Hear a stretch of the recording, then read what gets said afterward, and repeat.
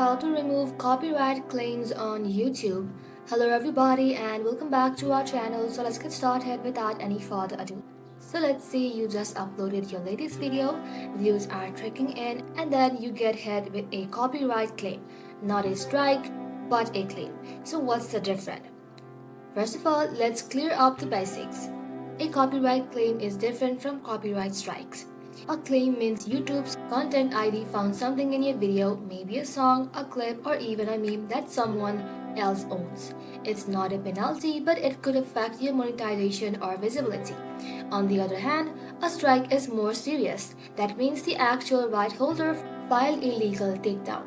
And today we are dealing with claims and not strikes. So for that, first of all, you want to go ahead and check your claim.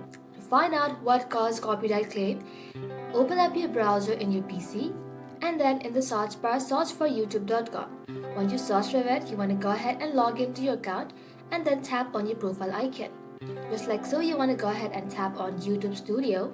Inside here, simply tap on content. And now, once you're inside content, look for a video marked with restrictions and hover over restrictions and click view copyright claim. Here, you'll see what part of the video is affected, timestamps, the type of content flagged, and who made the claim. Now, let's talk about your options. You've got three main ways to handle this. Option number one is to remove or replace the content. Simply go ahead and trim the segment out directly in the YouTube section, mute the audio in the claim portion, or replace the audio with royalty-free tracks from YouTube Music Library.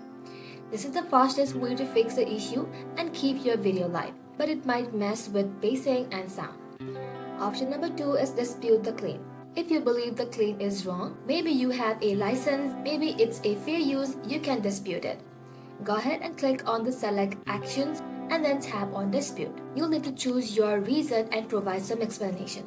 A valid reason to dispute includes you created the content yourself, you have permissions or license, or you are using the content under fair use, or it's in the public domain.